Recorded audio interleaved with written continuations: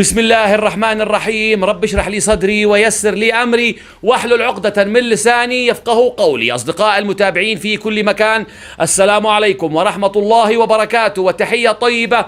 أما بعد، من سمم العروسين في مدينة تعز؟ هذا هو موضوع الساعة الآن في السوشيال ميديا اليمنية، وينتشر كالنار في الهشيم.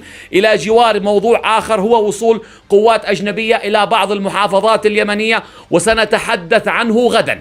من سمم العروسين؟ صورنا احنا حلقة عن هذا الموضوع ظهر اليوم، ولكننا امتنعنا عن عرضها لأنه وصلتنا معلومات جديدة قد تقلب الطاولة في هذه القضية. الآن هناك 3 سيناريوهات لهذه الحادثة، وهنفصلها احنا وانتو ونحاول نصل إلى استنتاجات في قناة زوايا مظلمة. ولكن قبل أن نذهب إلى السيناريوهات، دعونا نشرح لكم تفاصيل القضية وما الذي حدث. حمزة محمد شاب يمني في مقتبل العمر، لا زال عريس، تزوج يوم الأربعاء الماضي واصطحب عروسته إلى فندق السكون في مدينة التربة في الريف الجنوبي لمدينة تعز. دخلا الفندق يوم الأربعاء، ويوم الخميس خرجا ظهرا مع ذويهم، خرجوا مع أهل العريس وأهل العروسة، خرجوا للترفيه، ذهبوا لتناول الغداء وغيروا جو، ثم عادا إلى فندق السكون يوم الخميس في تمام الساعة 6. دخلا إلى الفندق ولم يخرجا منه. صباح الجمعة قام والد العروسة بالاتصال لهم، ولكن لم يجبه أحد. عشرات الاتصالات، ما أحد رد على والد العروسة، فذهب إلى الفندق تمام الساعة 5 من عصر يوم الجمعة.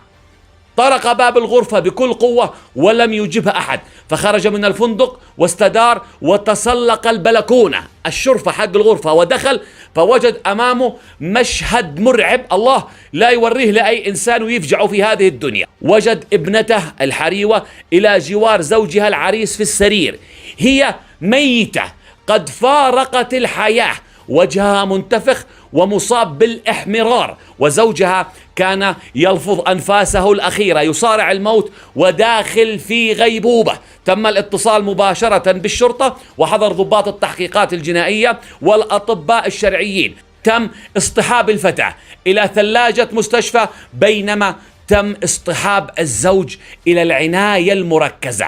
السؤال الآن هو ما الذي حدث؟ في الحقيقة هناك 3 سيناريوهات لهذه الواقعة. السيناريو الأول، لاحظ أن العرسان دخلا إلى فندق السكون أو عادا إلى الفندق في تمام الساعة 6 مغرب من يوم الخميس، واكتشفت الواقعة الساعة 5 عصرا من يوم الجمعة.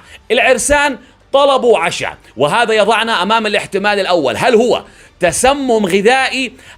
طبعا وجبة الغداء مستحيل تكون مسمومة أو ملوثة لأنه أهلهم لم يحصل لهم أي شيء، ولكن هل وجبة العشاء كانت ملوثة؟ في الحقيقة أنا اليوم اتصلت لأحد الأطباء أصدقائي وسألته هل ممكن وجبة عشاء أو غداء فاسدة أو طعام ملوث يؤدي إلى الفتك بإنسان؟ يعني مش طبيعي انه في البداية يأتي اسهال، طراش، حمى، وتبدأ الحالة الصحية في التدهور تدريجيا. هو أكد لي انه احتمالية انه طعام ملوث يقتل انسان دون ان يطلب مساعدة او استغاثة هو احتمال ضعيف الى حد كبير، ولكن قد يحدث اذا كان هذا المطعم يحتوي على سموم، اشياء سامة جدا، ولكن مجرد وجبة ملوثة او منتهية الصلاحية او يعني شيء من هذا او ذاك القبيل، قال من المستبعد أن تكون هي سبب الوفاة أو دخول أحد الضحايا في غيبوبة. الشرطة الآن تحقق في هذا الموضوع. أما السيناريو الثاني اللي خلانا نلغي حلقة اللي صورناها الظهر، أنه ظهرت معلومات جديدة أنه العاملين في الفندق أفادوا بأنه أحد أصدقاء العريس جاه بعد المغرب وقدم لهما عصير، أكواب عصير، وأخذ هاتف العريس وناولوه للريسبشن للاستقبال عشان يشحنوه. هذا يضعنا أمام سيناريو ثاني. هل هذه جريمة متعمدة؟ طبعا الكلام مش كلامنا، كلام التحقيقات، الله لا يحملنا في ذمتنا طبعا، ولكن احنا بندرس الاحتماليات اللي بتحقق فيها الشرطة الآن. هل الشخص اللي جاب العصير وضع سم في العصير أو كان العصير مسمم وهو لا يدري؟ وليش أخذ التليفون؟ هل هذا طبيعي إنه العريس قال له اديه للريسبشن يشحنوا لي؟ طيب هو كيف شحن تليفونه يوم الأربعاء وقعد معاه لمساء الخميس، علما أنه عريس يعني معروف أنه هيحتاج شاحن في المكان اللي بيقضي فيه شهر العسل. هل كانت هذه حركة مدبرة؟ هل أخذ الهاتف من العرسان كي لا يستطيعوا طلب النجدة، الاستغاثة، الاتصال على الطوارئ الإسعافية؟ نحن لا نعرف. تفاصيل التحقيق ستكشف كل هذه المعلومات لاحقا. أما الاحتمال الثالث انه في بعض الناشطين بدأوا يتناولوا اخبار عن انه العرسان تناولوا جرعة زائدة ومفرطة بكثرة من مخدر الشبو. مخدر الشبو خطير، هنخصص له حلقة ان شاء الله كاملة عشان نوعي الشباب، لانه هذا المخدر غير باقي المخدرات اللي ممكن تاخده حبة حبة، هذا من اول جرعة تصير مدمن. لو صاحبك قال لك جرب وجربت تصير مدمن. بيقولوا انه العرسان اخذوا الشبو. هل هذا صحيح ووارد؟ طيب تحقيقات النيابة، يعني إذا كان هذا حقيقي كان سيسهل ملاحظته من الأطباء الشرعيين فورا. الأوفر دوز أو الجرعات الزائدة من المخدرات تترك آثار واضحة خارجيا على الضحايا، كان ممكن الأطباء الشرعيين يحددوها فورا، وممكن أبسط تشريح للرئة يحدد هل أخذوا مادة الشبو أو لا. طيب كان من المفترض أيضا أنه المحققين يجدوا مادة الشبو في غرفة العروسين، كان هيلقوا أثر للمخدر في الغرفة باقي، هيلقوا الأثر بسهولة في أجسادهم.